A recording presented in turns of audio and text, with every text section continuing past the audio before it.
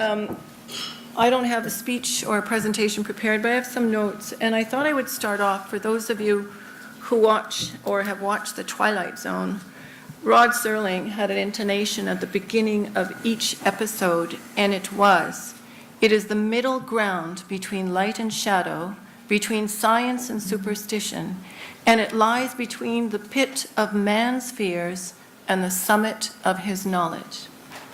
So I think that's the executive summary of some of the issues and some of the approaches that Canadian public, private sector, and civil society have taken to markets that are far away.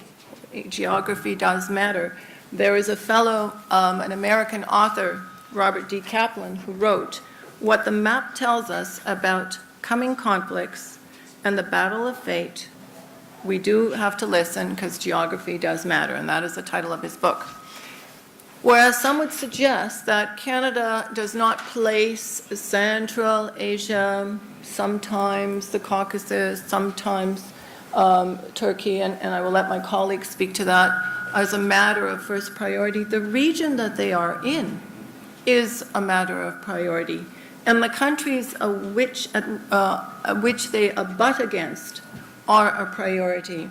And the countries which they butt against who are in the middle of frozen conflict or not frozen conflict, such as Afghanistan, such as Armenia, such as Azerbaijan, sorry, usually I say that well. It does matter. And the other thing that does really matter is that, for example, in Central Asia, and very different from Canada, and most Western countries, 20 to 40% of the demographics are a young population. So it does mean that economics also matters. Not only in Canada's first priorities are safety of Canadians and also the security agenda. And we work, as you know, not only with our allies and coalition partners, but we work with programs and with our allies in the countries where we're assigned. Central Asia, for me, was an unknown before 91. After 91 and the collapse of the former Soviet Union, there were emergent, and others will speak to you, and you know there's sometimes times of difficulty or also times of opportunity. And Canada was very much in the Caucasus and in Turkey beforehand, and therefore also in the former Soviet Union and Russia. So we were doing business. What was driving the business was the fact that there were so many parallels with the competencies that we had in Canada. The natural resources, the access, and being a neighbor to very large powers, so that would talk about your spheres of influence. I talked about abutting against countries that are in conflict or frozen or unfrozen, but they're also located against countries such as Russia and China, and we also must add Europe, because Europe was always there.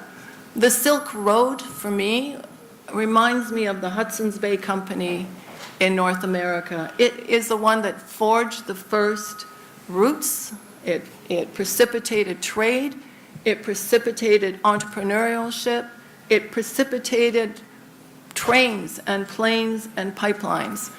And when you go there, you will see that whereas it might have started with grain from China to the West, moving to silk, moving to narcotics, moving to illicit human trafficking, and moving to ideology, it exists. That pipeline of commodities, humans, and ideas is extremely important. And that's why I like to think about the full region as one of opportunity. Not only is the political and security agenda important, and I want to go back to the economics. We have great partners. We have universities and colleges that are present here. We also have His Highness the Aga Khan that has programs in 3 of the countries. There is much education going on of the young people. We come to the issue of employment post-education. And we come to that issue in an environment where post-91, there may be an absence of a value system. So you could go Islamism, you could go national identity, you could go cultural. There is no question that in the countries there is a diversity, an ethnic, cultural, and economic diversity. Not all are growing at the same rate. From 3% to 10% GDP growth, that's not so bad. But to try to find the unemployment figures, almost none. Some would suggest it's because everybody has to work 2 or 3 jobs, and most people are working at something. The question is, what happens with that 40% of the youth population that gets an education? That's the first indicator of success.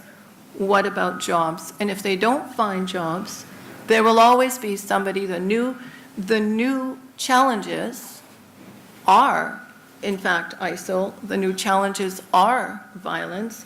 The new challenges are the dependence on migrant labor and migrant remittances. However, those are declining.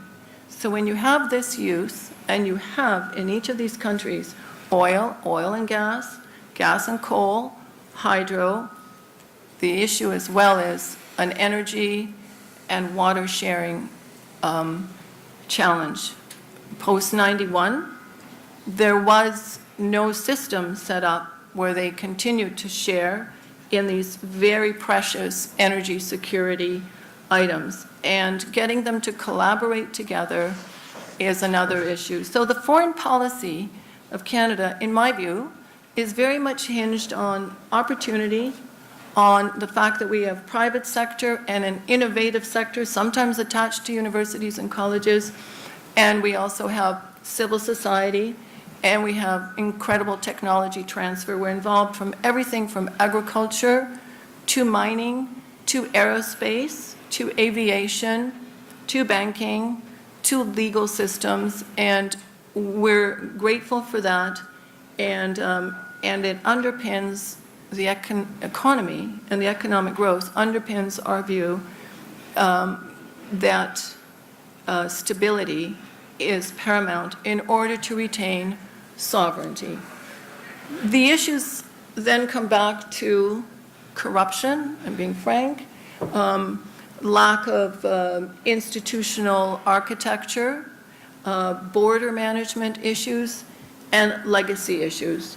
And in order to deal with that, I think that's why so many countries not only train and educate there and also trade, is because through that influence you can possibly adjust or edit some of the governance issues. Thank you very much.